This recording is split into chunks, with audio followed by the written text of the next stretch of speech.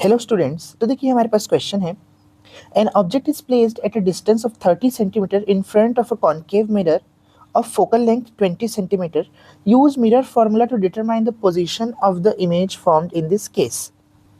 तो देखिए एक कॉन्केव मिरर दिया हुआ है, तो मैं डायग्राम बनाते हुए आपको क्वेश्चन समझाता हूँ।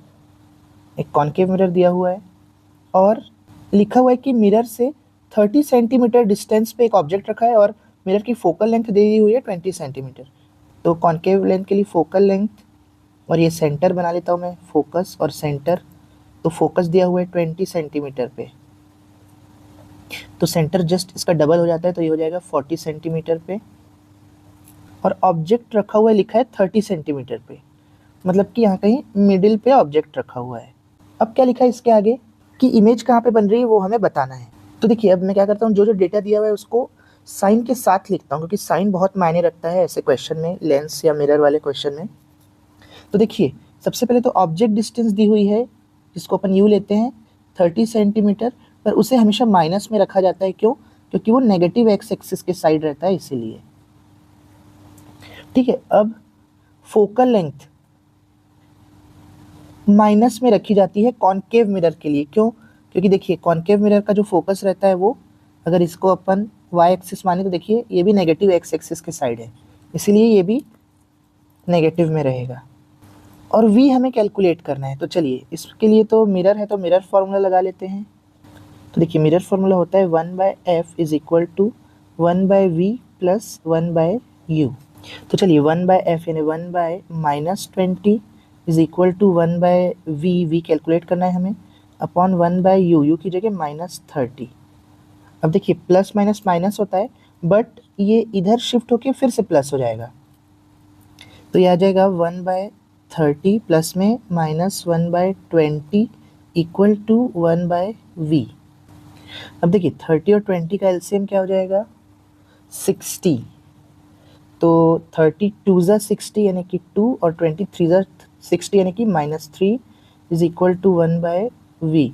2 -3 हो जाएगा -1/60 इक्वल टू 1/v। तो देखिए यहाँ से v निकल गया -60 सेंटीमीटर। तो देखिए ये हमें कैलकुलेट करना था, जो कि आंसर आ रहा है -60 सेंटीमीटर। अब देखिए इसमें 2-3 चीज़ें और रहती है, एक तो रे डायग्राम और मैग्नीफिकेशन।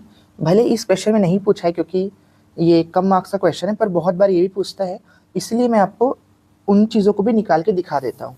चलिए मान लीजिए मैग्नीफिकेशन भी पूछा होता, तो देखते हैं कि क्या आता आंसर।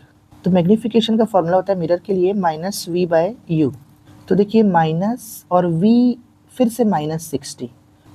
अब देखिए u कितना दिया हुआ था 30, लेकिन माइनस में, तो -30। तो देखिए माइनस माइनस कैंसिल, बट एक माइनस अभी भी बच गया है और 0 0 भी कैंसिल, और 3 2 6। तो मैग्नीफिकेशन आ रहा है -2। मैग्नीफिकेशन यूनिटलेस रहता है, तो मैग्नीफिकेशन भी निकल गया। चलिए रे डायग्राम भी बना लेते हैं। देखिए रे डायग्राम के लिए क्या करना पड़ता है, कोई भी 2 रे लेते हैं हम लोग और वो कहाँ पे कट कर रही है इसको देखते हैं। तो देखिए सबसे पहले अगर एक रे पैरेलल होगी प्रिंसिपल एक्सिस के, तो वो फोकस से पास होगी, ये एक रूल हो गया। और दूसरा रूल अपन ले लेते हैं कि अगर कोई रे फोकस से पास हो रही है तो वो पैरेलल हो जाएगी प्रिंसिपल एक्सिस के।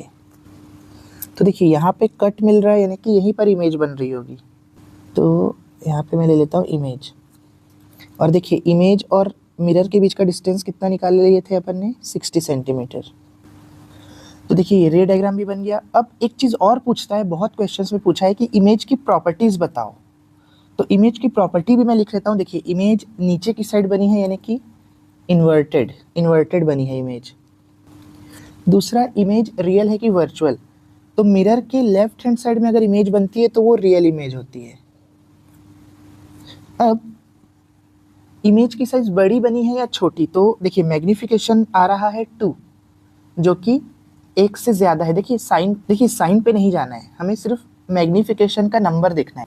1 से अगर बड़ा नंबर है, जैसे यहाँ पे 2 है नंबर, तो 1 से नंबर बड़ा है यानी कि मैग्नीफाई हुआ है ऑब्जेक्ट, मतलब कि ऑब्जेक्ट का साइज़ बढ़ा है, यानी कि एनलार्ज्ड।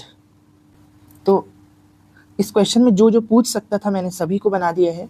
तो अगर आपको ये वीडियो अच्छा लगा हो और समझ में आया हो तो वीडियो को लाइक और चैनल को सब्सक्राइब ज़रूर करें। Thank you.